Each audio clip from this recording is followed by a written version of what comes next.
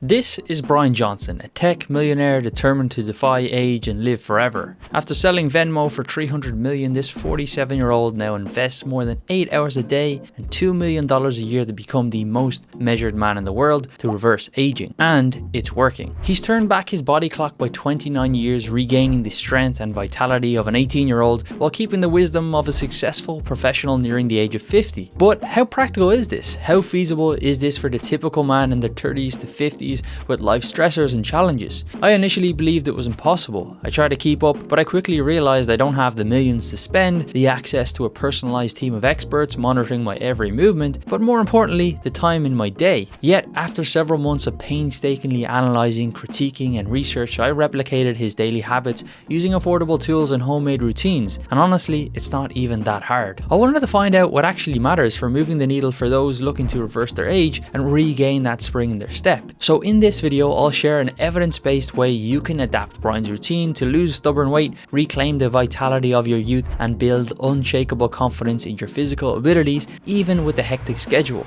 Get ready to age like fine wine while everyone else ages like milk so that you can maintain peak health and energy for a long and happy life. But first, you're probably wondering, what's the point of doing all of these routines anyway? Aren't they just a waste of time and gimmicks? Is Bryan not just another grifter trying to profit from your naivety and ignorance? Well, the answer is yes and no. You see, the average lifespan in developed countries is declining for the first time in decades. As a population, we're becoming more overweight, more sedentary, and certain aspects of our physical and mental health are on the decline. By the law of averages, whether you know it or not, if you're watching this video, you probably have at least one major risk factor for the #1 cause of death worldwide, cardiovascular disease. I'm in my 30s and I want to live life on my terms, but according to all of the data, I should only have about 30 years left before my quality of life starts to take a turn for the worse. Now, I want to change that, and I'm confident that you can too. But in the age of information overload, with the millions of different health podcasts and more YouTube videos than you could ever consume in a lifetime, it can be chaotic. Luckily for me, I've spent the last decade or so learning how to interpret science and data through doing a master's and now a doctorate in the area of human performance. But more importantly, I want to do what's practical. I don't want to be so preoccupied with trying to live forever that I actually forget to live. And marrying the most up-to-date evidence with practical application is more of an art than a science. If you want me to help you do that by working together one-to-one, then check out the link below this video. After countless hours of consuming Bryan's videos, I knew that the biggest challenge for me was going to be time. I'm lucky that I work for myself as a health and performance coach, so I can be somewhat flexible. But Bryan confesses that his whole day revolves around his health. Even his blueprint protocol is a full-time job. Naturally,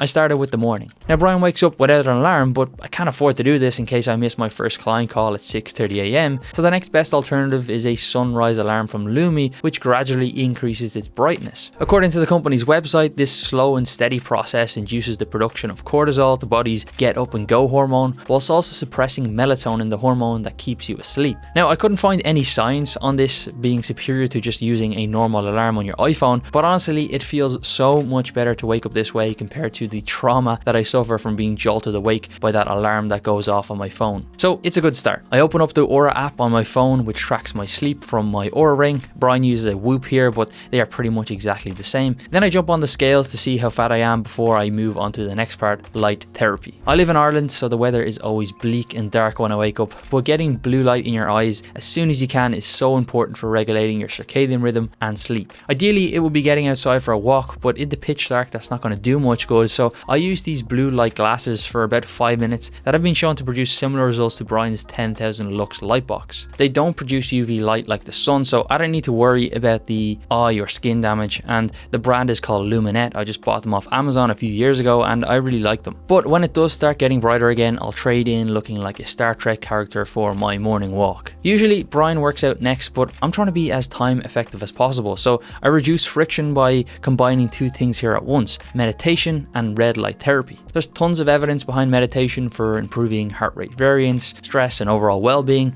Honestly, I find it difficult to sit still in silence for one place, so guided meditation from the calm app or headspace works well for me. I also recently started using this red and near infrared light lamp from Bryan Johnson. This is a big part of Bryan's routine. He's got 2 massive full body lamps, but I simply don't have the space for those. These treatments seem pretty promising in the area of skin rejuvenation, but there's also evidence for improving recovery. Honestly, I don't really care that much about looking younger than I do right now, but feeling my best is really important to me, and I think I'm getting some benefits. I figured, why not use it while I meditate? It's a good time to kill 2 birds with 1 stone. On a side note, I also use it every day on my calves while I work. I get really tight calves from training at the moment because I'm doing a marathon block, and anecdotally it's helping. If you want to check out the red light lamp that I use or similar ones, then check out Bryan Johnson. It will be linked below this video. Bryan works out for 1 to 2 hours with a mix of weights, cardio and mobility, but I find that first thing in the morning I'm really creative, so I like to get my deep work done here. I can't be too creative in the evening, but I can work out. With that said though, I did want to stick to the overall nature of Bryan's plan, so 10 minutes of some sort of mobility and stretching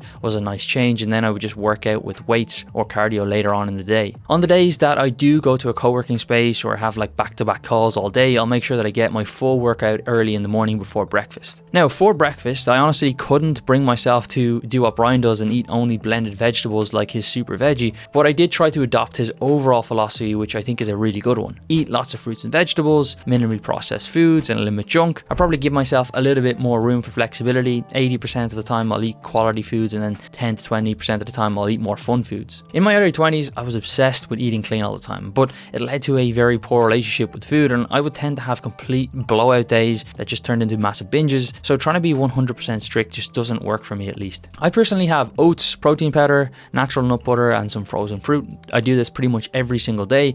I also throw in collagen peptides for my joints and creatine for overall physical and mental performance. Bryan takes almost 100 pills a day, including off-label prescription drugs for diabetes and anti-rejection medication, but I've been kind of critical of this approach for the average person in the past, and I like to boil it down to a few that I think have strong evidence and are safe. Vitamin D, magnesium, garlic, K2, alpha GPC, and omega-3. Of course, all of these can be technically got through the diet, but it's not always going to be practical to get the full dosage. I do like Bryan's philosophy of trying to limit microplastics. I actually did a month-long experiment about a year ago where I tried to completely eliminate them, but it was a major pain in the ass. I didn't feel noticeably any different, and the blood work results weren't really that significant. Nowadays, I just try to limit drinking out of plastic bottles. When I microwave, I use glass instead of plastic, and I try to filter my water as much as I can. They're all practical enough that I feel like I can do them long term.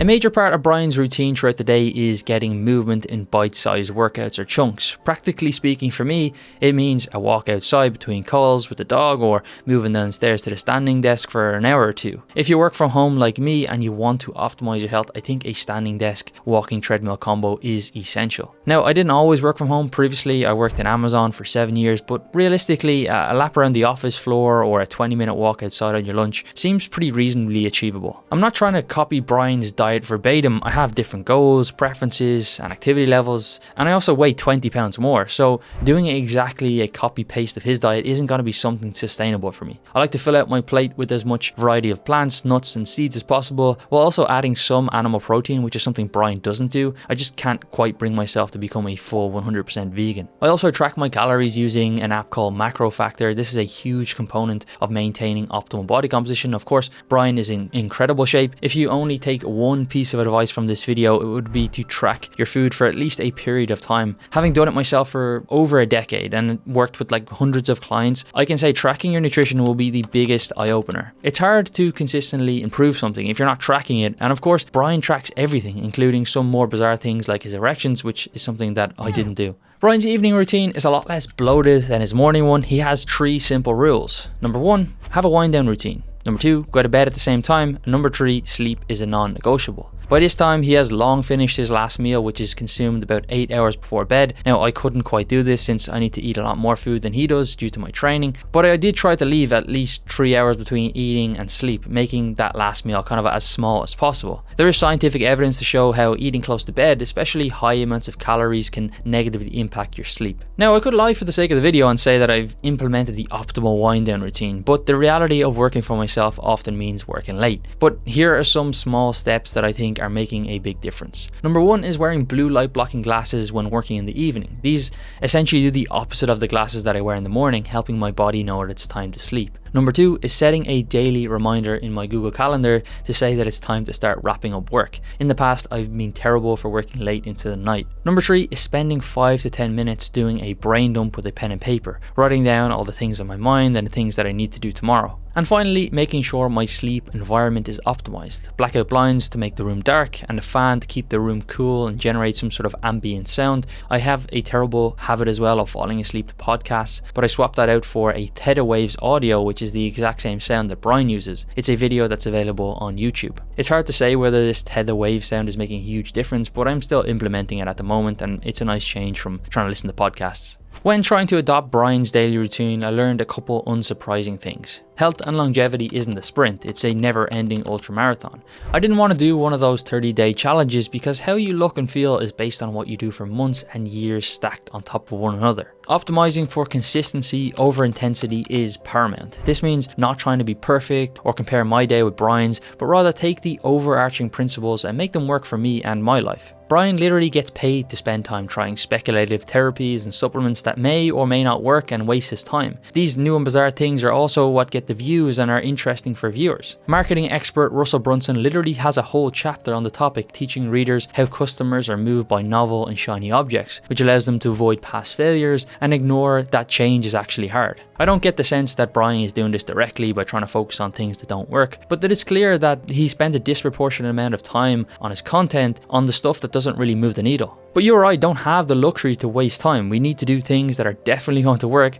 and will have the best cost-benefit ratio. So if you're somebody that's looking at Bryan's routine in order to change how you look, feel and operate, there are a few key things that science says you should do. Number 1, get your body fat below 20% if you're a man and 30% if you're a woman. Don't neglect this. Number 2, do at least an hour of lifting a week and at least 3 hours of some sort of cardio, even walking. The fitter you get, the better it's going to be. Number 3, get your cholesterol and blood pressure checked regularly and make sure those numbers are in a good place. This is something that I feel Bryan could call out a little bit more. Not all blood tests have equal weight for health and longevity. Number 4, eat plenty of protein and as much variety of plants as you can. And finally, number 7, get at least 7 hours of sleep per night. If you really want to spruce things up without adding too much extra time, then meditation, light exposure, filtering your water and minimizing plastic use could also be helpful too, but make sure that you're not doing these at the expense of the other things I already mentioned. If you do the basics, you'll be ahead of 99% of other people, guaranteed without fail. All of Bryan's therapies and procedures are just the cherry on top. You don't want to be that guy who's putting all his energy into avoiding plastic bottles and worrying about toxins in your chocolate when you're 40 pounds overweight and barely exercising. That's literally stepping over dollars to pick up pennies at that point. Of course, if you didn't want to try any of these things and were just looking for a shortcut, you could try Bryan's blueprint stack that he sells on his website, but I'm not a huge fan of that and you can check out this video here that I made to find out why.